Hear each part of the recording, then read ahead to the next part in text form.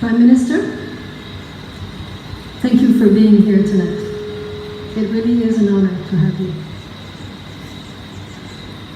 Members of Parliament, members of Cabinet, distinguished guests, and then I will say just friends of Canada, Canadians, all of you, welcome. Thank you for being here. Welcome to Canada. Bienvenue au Canada, en fait. And actually, you know what? We were very lucky that we had rain today. Because you know, this is Canada, it could have been snow. So we're lucky with rain, we're fine. It is really a great pleasure for me and all the staff of the High Commission to have you here tonight. C'est vraiment un grand plaisir pour moi et pour toute l'équipe du Haut Commissariat de nous avoir ici avec nous ce soir pour célébrer avec nous la fête du Canada. Before anything else, let me apologize. My remarks tonight are going to be a bit longer than usual, but I won't be boring though, at least I hope. But the real reason why, for me to apologize, is that I would not be a real Canadian if I did not find an excuse to say, I'm sorry. Having apologized and made sure that I'm really Canadian, let me start by saying that I really have no words to express how impressed, amazed and grateful at the event tonight. Look at this. Isn't this wonderful?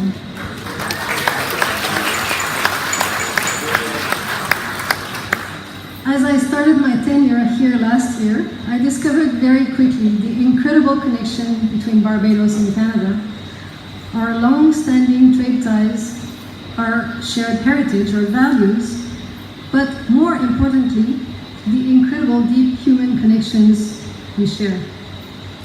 I think I have yet to meet one Barbadian who does not have some type of connection with Canada through education, family, friends, or just interest. So that's still my bet that maybe I'll meet one.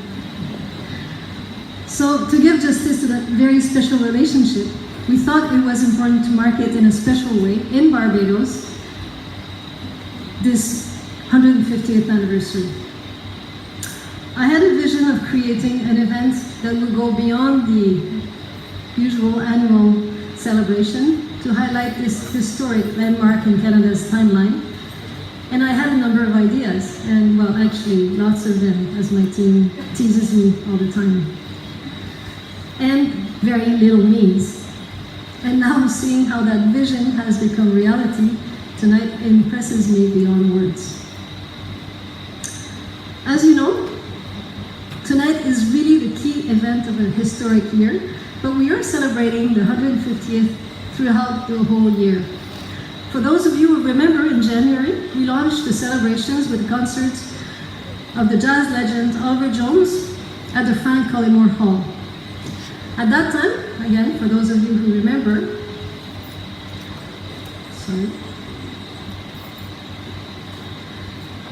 I said that this year, because of that, we had to do something that we Canadians are not really used to, that is to brag about ourselves.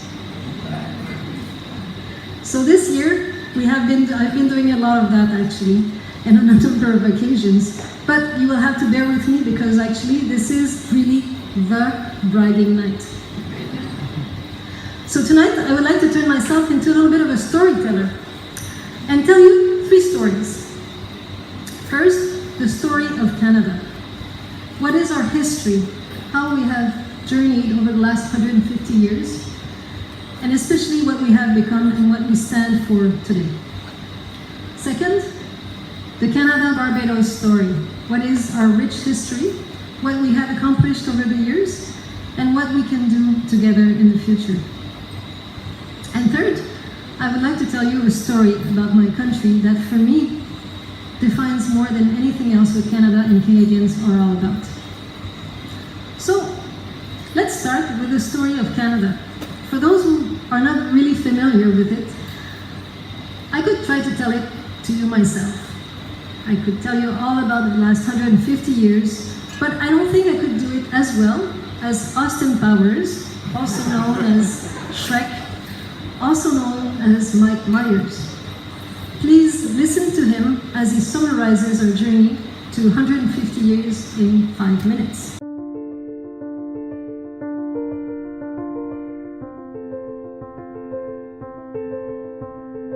In 1904, Prime Minister Wilfrid Laurier announced, "It is Canada that shall fill the 20th century." He was off by 100 years. On our 150th birthday, as we take stock of who we are, we find we are one of the most multicultural nations on Earth, with more than 200 ethnic origins.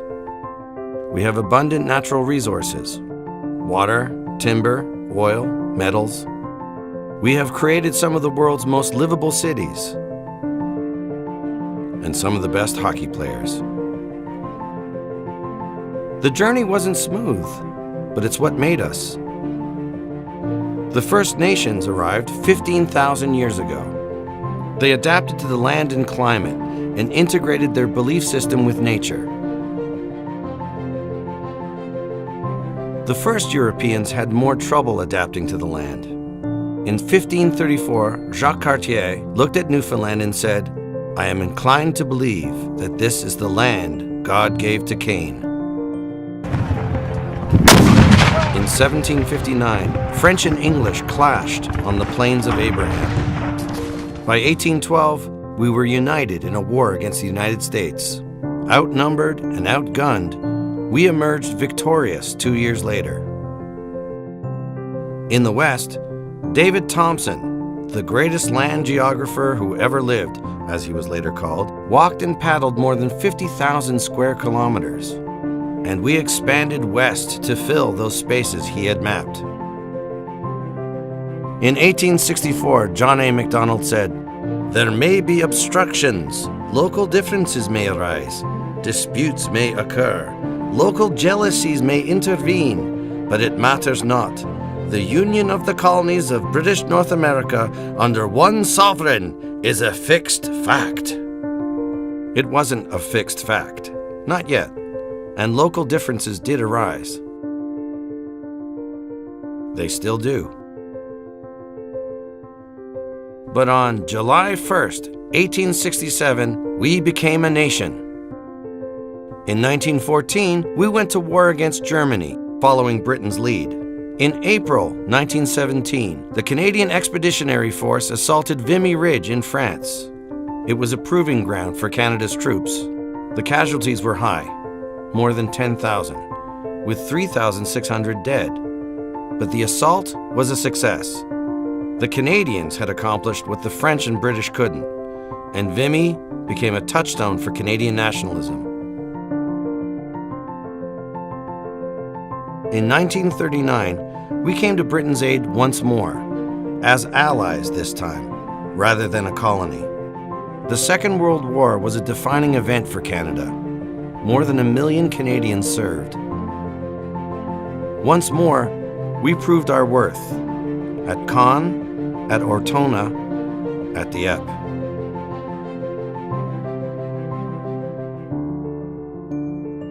In 1967, we celebrated our centennial, and the world came to Montreal. In 1972, our faith was shaken, but we were uplifted by Henderson's goal. Here's another shot, right by the score! Henderson has scored for Canada! Henderson right in front of the net! And the fans of the team are going wild!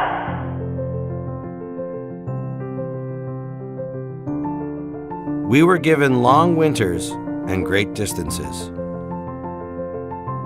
We gave ourselves diversity and tolerance. We have given the world 22 Nobel Prize winners, the concept of peacekeeping, Captain James T. Kirk, Drake, Alice Munro, Leonard Cohen, and a model of diversity for the 21st century.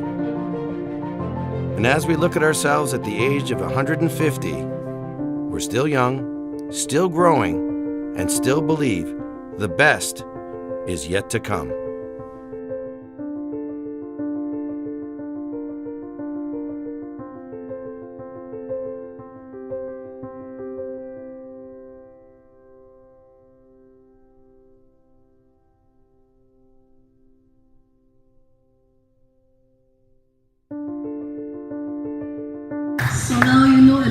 more about Canada. Mike, let me tell you more even.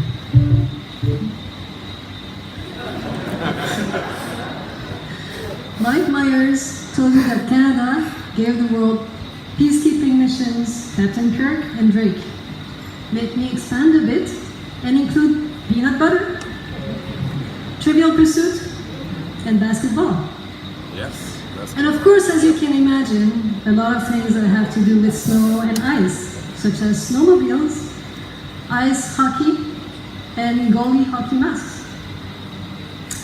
But also, insulin, wheelchair accessible buses, and the Universal Declaration of Human Rights. Je pourrais aussi vous parler de nos merveilles architecturales comme le pont de la Confédération, la tour du CN ou encore la biosphère de Montréal. And of course, with a country of 9.98 million square miles, I could tell you all about our natural wonders. And if I focus on the cultural side, I could tell you all about the Bryan Adams, the Celine Dions, the Justin Biebers, all Canadians of humble origin that have become world icons. I could tell you about many of those success stories, but let me choose one to illustrate that with very hard work in Canada, fairy tales can come true. It is the story of an 18-year-old street artist, folk musician, and fire breather from Baie-Saint-Paul, a very sleepy little village in Quebec, named Guy Laliberté. In 1984, starting from a dream and not much else, but equipped with determination and hard work, he went on to create a $1 billion cultural industry, the biggest on the planet. This dream, the Cirque du Soleil, now employs 5,000 employees worldwide, touring in 250 cities around the world. More than 150 million spectators have seen the Cirque du Soleil show since its creation. If you have not seen one, I have to tell you, it has to be on your bucket list. I have seen about 10 of them, and every one I've seen is a work of art, of impossible creativity, magic, and just simply pure wonder.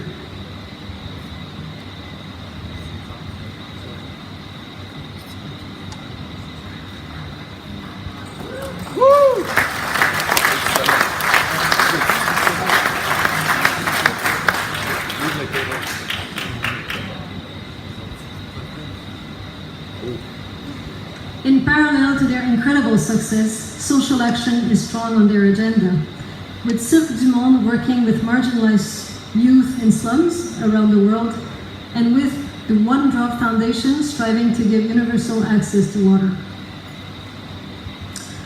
As part of my story, I could also tell you that Canada is a pretty good place to live, but maybe you will say that I'm a bit biased, or that I'm not the most objective person, and maybe you would be right. However, if I told you that in a recent survey polling 20,000 people across 25 countries, Canada was ranked #1 as the country having the most positive influence in global affairs.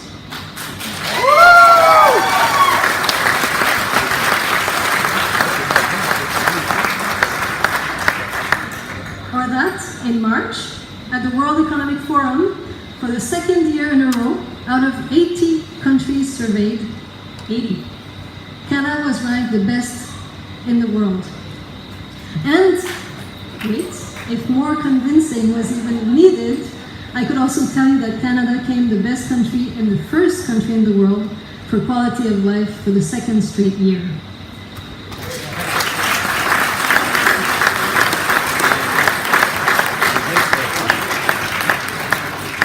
I told you I would be bragging. Let me come back to that quote we saw earlier from Jack Layton, one of Canada's great leaders, written 2 days before his death in August 2011 in his farewell letter to Canadians. My friends, love is better than anger. Hope is better than fear.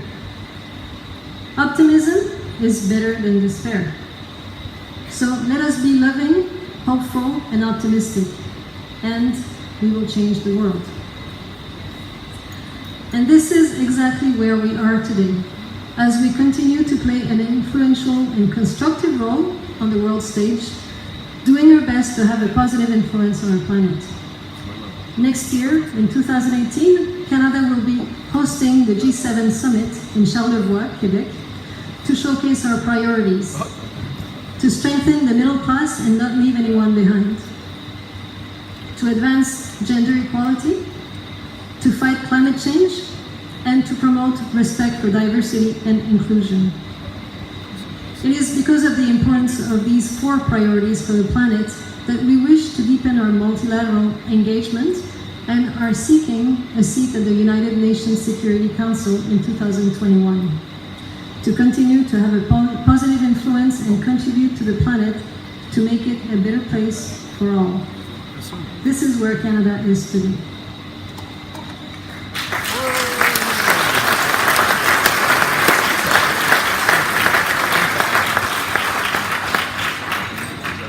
My second story now, the story between Canada and Barbados, and indeed the Caribbean region as a whole. It is really a love story. Started, as we know, a long time ago as we traded lumber and salt fish for rum and molasses, and in the process became partners, allies, and friends. Barbados was asked in 1884 to become part of our young confederation. We can only speculate today what changes in the course of history this would have brought to our economies, our policies, and our peoples. However, even though this formal union never came to fruition, we have been engaged in a liaison, I would say, for many years, as demonstrated by our countries, how our countries have been intertwined on the political, commercial, development, security, and of course, human fronts. It would be impossible for me, of course, tonight to describe in all those aspects of our ongoing liaison, or it would be here all night. But I can give you a flavor of it. On the political front, when fate joined Errol Barrow and Pierre-Elliott Trudeau as schoolmates at the London School of Economics, I'm sure that neither of them knew the profound influence it would have on their respective countries.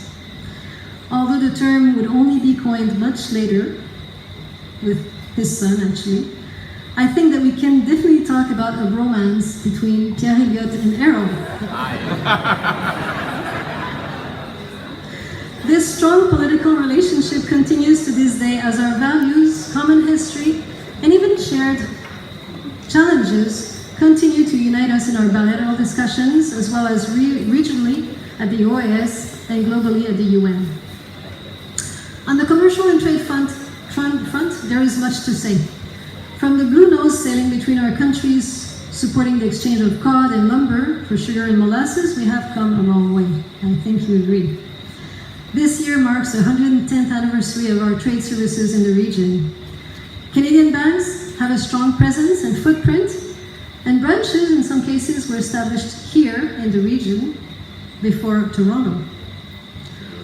Over the last 50 years, some measures taken by Barbados have created the enabling environment for an international business and financial sector to flourish, as we all know.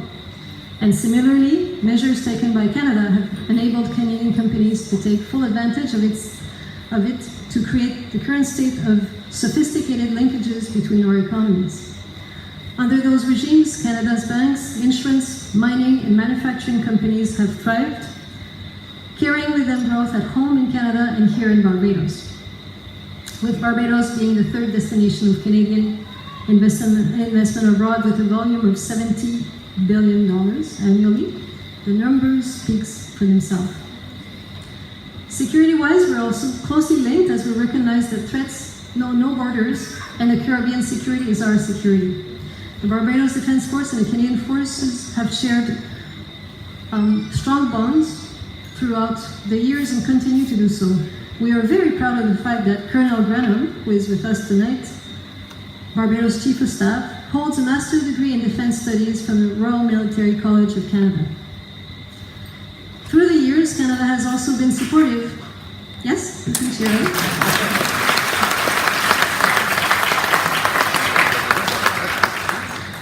Through the years, Canada has also been supportive of the Police Training Institute and the regional security system. The recent trade wind exercise, which took place earlier this month, was illustrative of this strong collaboration on the security and disaster relief and humanitarian assistance fronts. As we mentioned the BDF, allow me to take just a minute to talk about the cadet band that we have here on the side tonight that have agreed to play with us this evening. And please cheer them.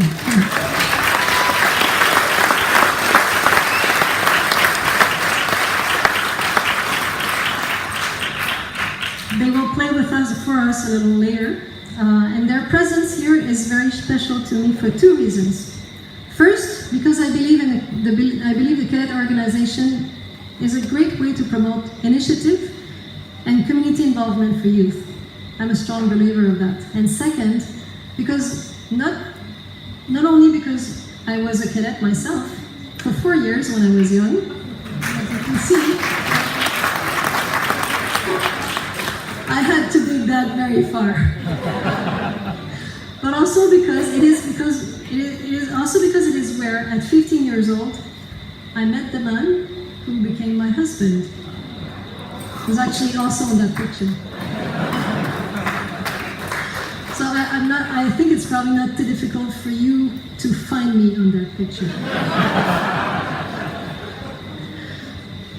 So I want to thank you, cadets, for being here tonight, and to tell you to be prepared, as you never know where being in the cadets will lead you, finding either husband, wife, or becoming an ambassador.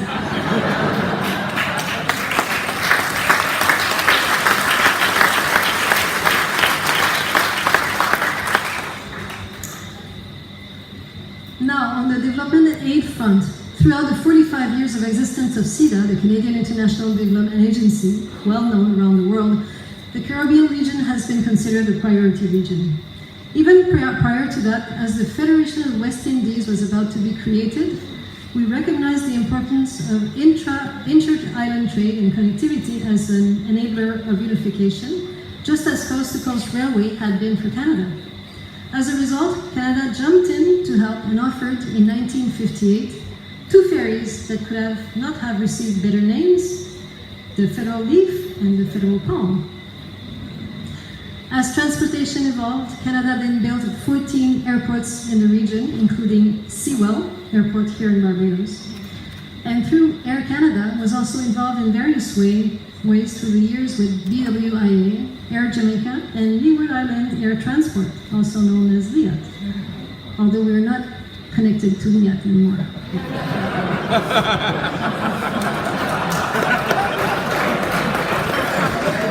I didn't say anything.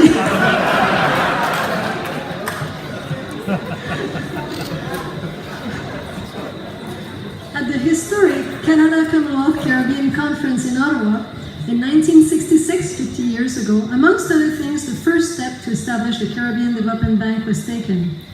Since its official creation in 1969, Canada has remained one of the main non-borrowing shareholders.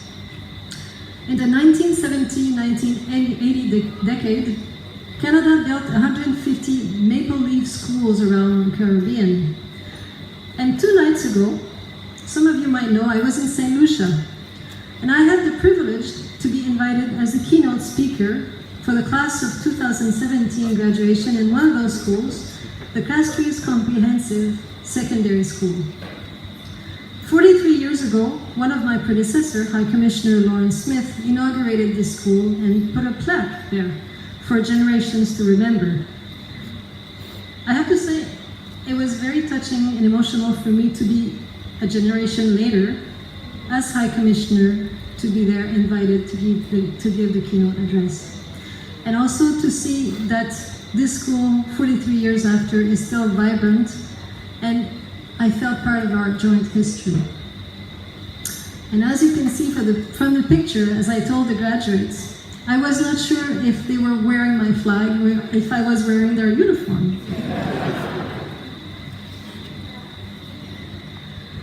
We also supported an important number of scholarships around the region, as I am frequently reminded by people who benefited from them. And here you see, those are just the names of people who have benefited in Barbados for the last 9 years. I'm not talking about the last 50 years in the region, it would have been impossible. But I'm reminded all the time from the Chief of Police in Antigua and Barbuda, the Deputy Premier of St. Kitts and Nevis, the Governor General of St. Lucia. So it really brings very close links between Canada and the region.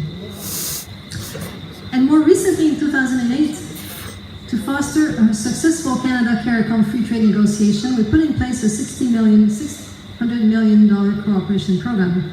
Although, as you know, the negotiations were unsuccessful, a number of programs such as Compete Caribbean, CARTAX, SEMCAR, Impact Justice, Jurist, the Caribbean Leadership Program, Propel, UE Open Campus, PRASC, EcoMicro, EPIC were born and have become brand names around the region. And on that reflection of our love affair throughout the years, the human dimension as it should be at the core. Immigration policies and programs have been instrumental in welcoming Barbadians and West Indians to Canada over the years, and it has contributed in a significant way to Canada's society fabric. Books have been written about Canadian Barbadians and the important role they played. To name just a few, I can tell you about Joe Fortes, the first Vancouver lifeguard who, until his death in 1922, spent his life teaching children to swim and saving lives. When Vancouver celebrated its centennial year in 1986, he was chosen as Citizen of the Century. Quite an honor.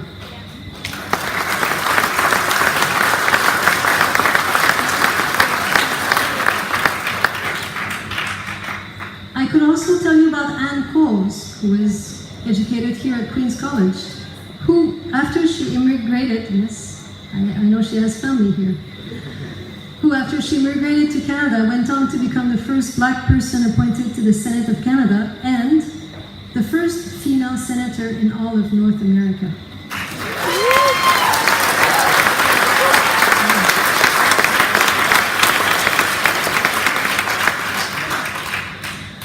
I could tell you also about Oliver Jones, who, born in Montreal of Barbadian parents, went on to become one of the world's most renowned jazz pianists.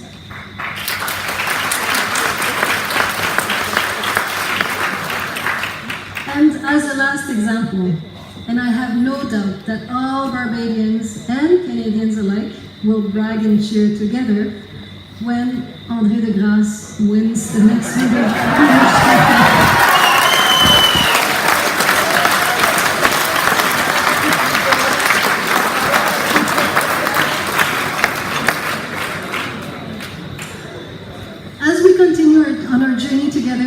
to come, Barbadians can expect Canadian support on the priorities we have set to try to make a difference on a global level. Supporting the middle class and not leave anyone behind, advancing gender equality, fighting climate change, and promoting respect for diversity and inclusion. Diversity and inclusion is a trademark for Canada. We have been known to fight for human rights, whether when we stood by Nelson Mandela during the apartheid period, or today, as we advocate for LGBTQ rights. In the 70s and 80s, we provided shelter to thousands of boat people arriving from Vietnam and Southeast Asia. We have welcomed people fleeing famine and war in Africa, including a young boy from Somalia, Hamid Hussein, who went on to become our current Minister of Immigration.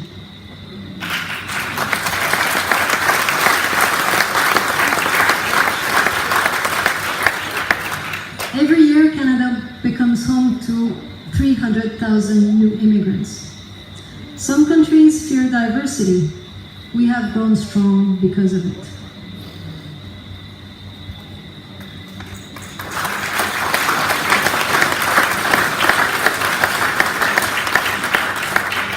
And to mark our 150th anniversary here in Barbados, we have partnered with Earthworks, founded, as you know, by Canadian Goldie Spieler, another illustration of the wonderful Canada-Barbados love story.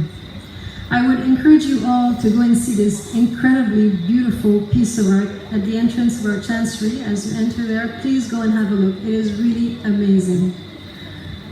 It was done by artist Troy Young, who I hope is here tonight, and represents perfectly how people of different origin or ethnic origin, color, religion, sexual orientation, broken or whole, can come together to form something that is bigger than all its parts and stand strong. So,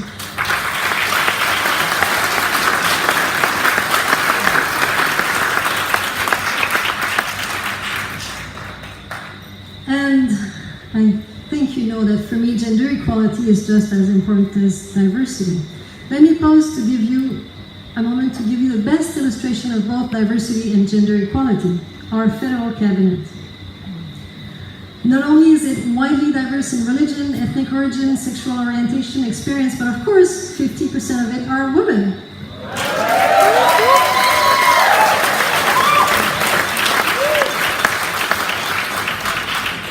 And why? Because it was 2015 in Canada. And it is catching because it's now 2017 in France. And President Macron has done exactly the same.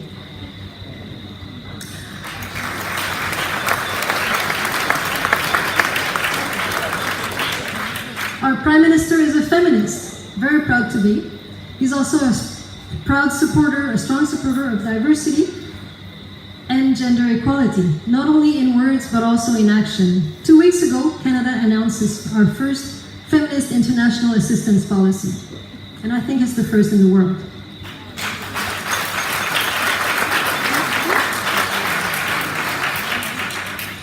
As you might recall, for International Women's Day, we had a High Commissioner for a Day competition for young people in the region to become champions for gender equality and women's rights. We had 2 winners, Rosemary Reynolds and Christopher Brathwaite.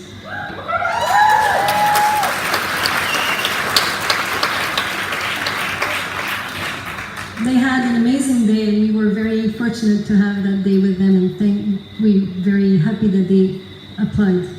Since then, with all the candidates that have applied, we have created a vibrant network of gender equality champions, and you see them here. Yes, you can share them. And there's just as many young men as young women in that group, and I'm very happy for that. And so we created this network of gender equality champions to hear their ideas and work together to overcome our common challenges. As a first project, they decided to create this little 2-minute video to tell you what they feel. Gender inequality is an unequal treatment to individuals due to their gender. And there are some differences in socially constructed gender roles. In their lifetime, it is very likely that every woman on earth has or will experience gender inequality. In one form or another, whether that be in the office environment or the justice system, being held to double standard dress codes, being treated with a lack of respect in a male-dominated labor force. Gender inequality exists. But why are women always subjected to it? And why do so many people believe that it doesn't exist? Because privilege. Privilege is invisible to those who have it.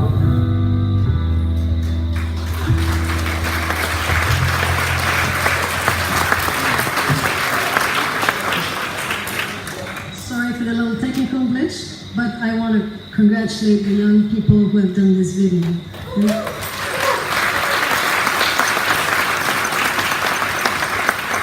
I came here a few weekends long. This is a shorter version. They did a big, longer one. They worked a few long weekends. The last night they were here until 10 o'clock at night, so thank you.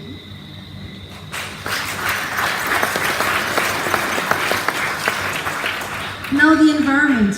Canada is a strong supporter of the Paris Agreement, both domestically and for the planet.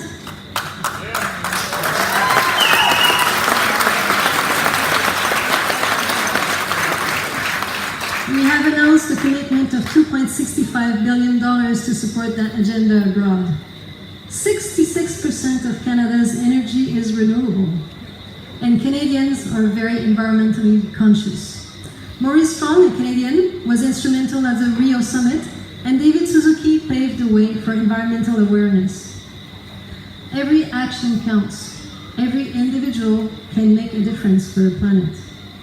I would encourage you to see the movie Plastic Ocean that has been viewed many times here and that the Plastic Ocean Trust is trying to promote more and more. Please go and see it.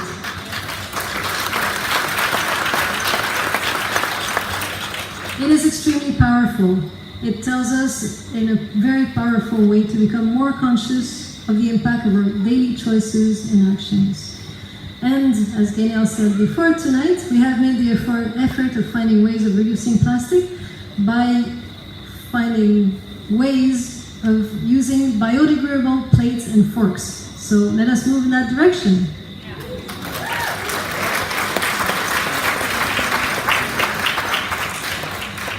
And also, as Gabriel had said before, and she'll tell you again, we're doing a silent auction tonight. So please go and see it. There's amazing things there. I intend to bid.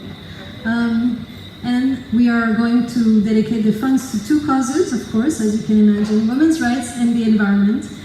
And we will support two organizations, the Women's Shelter and the Chorale Barbados, which is an organization out of the Bel Airs Institute, linked to McGill's University.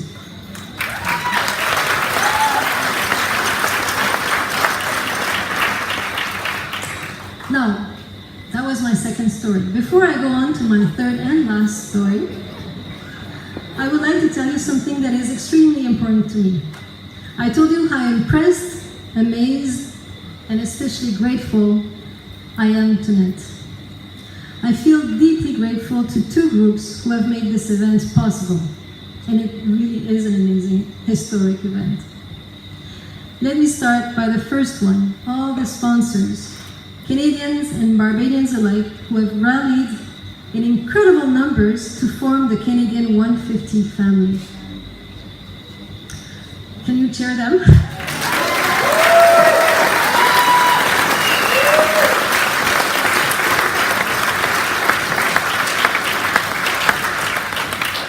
You have supported in such big numbers, first financially, in such numbers that we had difficulties finding big enough boards to recognize you all. That's a nice problem to have. You have supported in kind in so many ways also, and this wonderful tent is part of it. Isn't it amazing?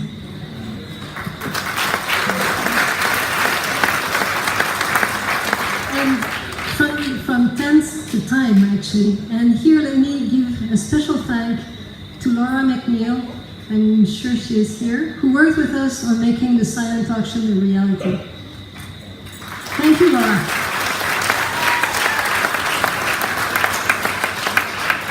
And I would like to thank Smokey Burke for offering to sing the national anthems, even in French. Thank you, Smokey. And I would like to thank our entertainers. We had wonderful pan music from Rawson Bochier, who is the son of one of the members of the staff of the High Commission, and Carolee Fields. Thank you.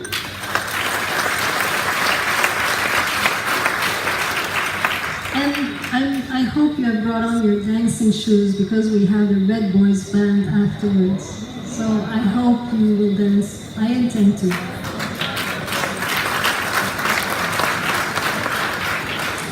And of course, our very special master of ceremony, Gabriel Marshall, that you saw before. Thanks a lot for being with us tonight. And I would like, even though she's not here, I would like to also give one last thank to Isabelle Allard, our event guru. She's not here, she had to run home for a family emergency, but she's really been tremendous in terms of her help to organize this incredible event. So thank you very much.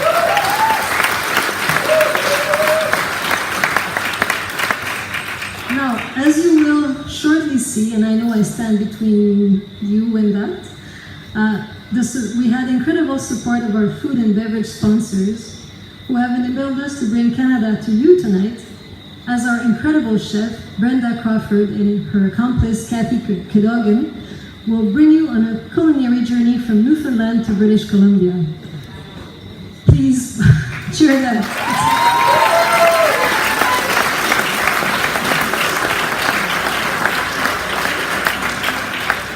And if you have not seen the menu, it's quite extensive, from lobster to poutine, and we even have a sugar shack somewhere. And tucs and foulard, des tucs et des foulards, for you to make sure you're not too cold when you eat la tire sur la neige. So, and we'll take pictures of it. All this incredible support is the best example to illustrate this informal marriage between Canada and Barbados. And I would like to sincerely thank all of you for so enthusiastically agreed to join this Canada 150 family. I can't name all of you, you're on the boards, you're too numerous for me to name, but I would like to thank in particular a few people. Mr. James Gardner and Dr. Thomas Sears, who have led the way in rallying this Canada 150 family. My sincere thanks to both of you.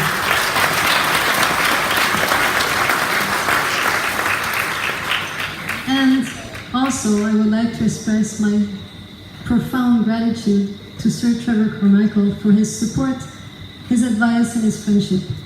I could not have had a better friend since I started my tenure here. His breadth of knowledge on the relations between our two countries is invaluable. So much so that his book, Passport to the Heart, has been on my bedside table since I arrived here. Thank you.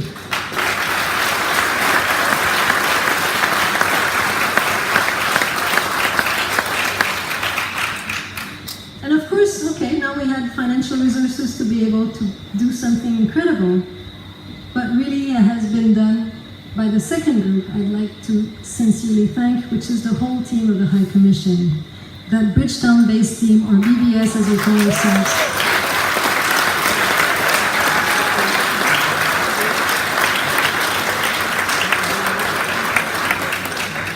Not only have they listened to the vision and the crazy ideas, and I have a lot, sorry, for all the events that we have done and we will do to celebrate 150 years this year, but they have embraced that vision and it has become their own. There is no better example of what teamwork can achieve, I can tell you. You all know this expression, going the extra mile, no?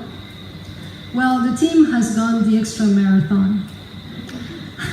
As really this event is beyond whatever we've done in the past here, while taking into account that everybody still has a day job.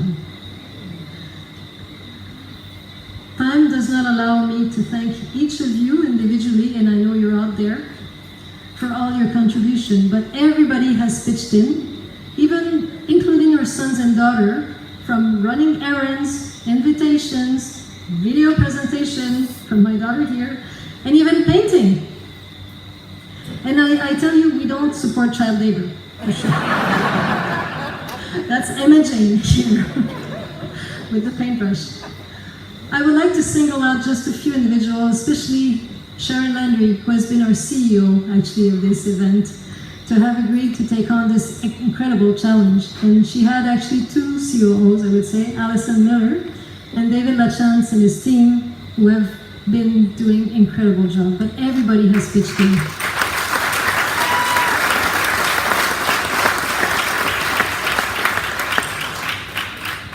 As I said, I can't name you all, but my heart is with all of you, and my gratitude. And you all own a piece of this historic night.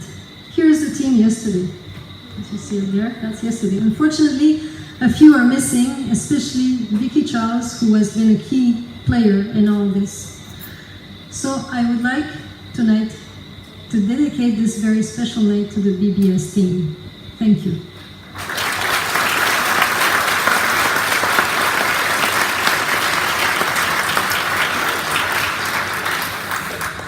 And finally, my third and last story.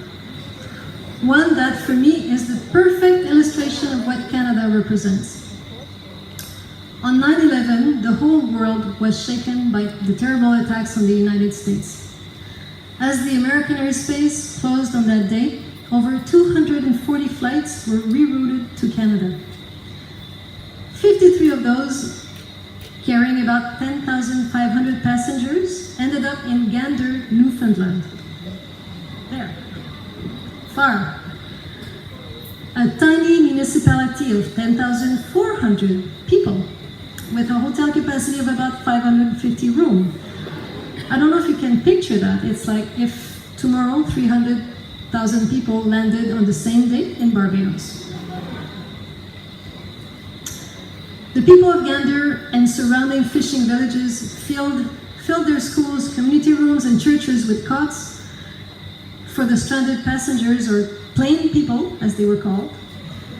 The town's bus drivers, who were on strike that day, walked off their picket lines and went back to work. Bakeries went into overdrive production, hospitals staffed up, and many of the townspeople opened their homes and offered their beds to the plain people. They even found a way to care for the 17 dogs and cats and even the 2 great apes that were on board the planes. I don't know how. One of those flights was Delta Flight 15.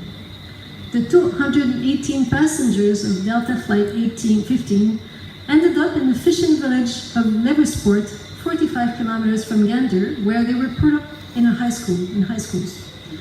Families were kept together. All elderly passengers were taken to private homes. A young woman who was 33 weeks pregnant was put in a private home across an urgent care facility.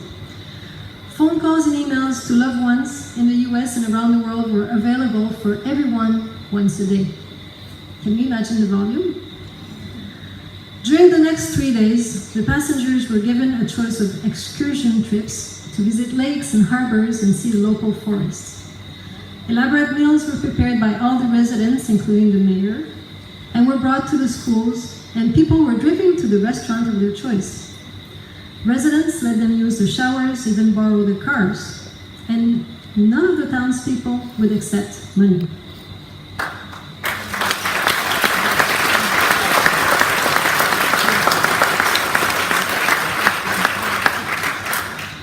After all that, they were delivered to the airport right on time and without a single one missing or late, due to the diligence and incredible coordination of the local Red Cross, an incredible feat given the sheer number of planes. When Delta 15 passengers came on board, it was like they had been on a cruise. They all knew each other by name, were exchanging stories of their stay, swapping phone numbers and email addresses. At one point during the flight, a passenger asked to make an announcement on the PA system, something that is never, ever allowed on a plane. However, the authorization was given without hesitation in this case. The passenger reminded them of what they had gone through in the last few days, of the hospitality they had received at the hands of total strangers. He then said that he would like to set up a trust fund for scholarships for the children of the town. When they landed a few hours later, the Delta 15 Fund had $15,000 in donations. As of today, the trust fund has grown to about $2 million and has assisted more than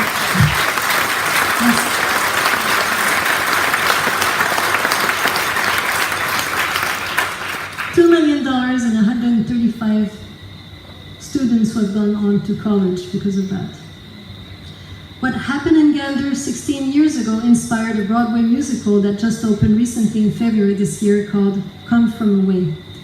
Gander has recently learned that it is the recipient of the Rescuer of Humanity Award, the most prominent and internationally acclaimed award given by the Values in Action Foundation.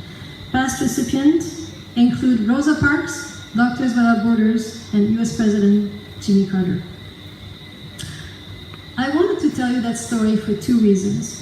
Because after 9/11, we needed good stories. And we also need them now with what is going on around the world. And also because this is what Canada is all about. Kindness, compassion, and comfort.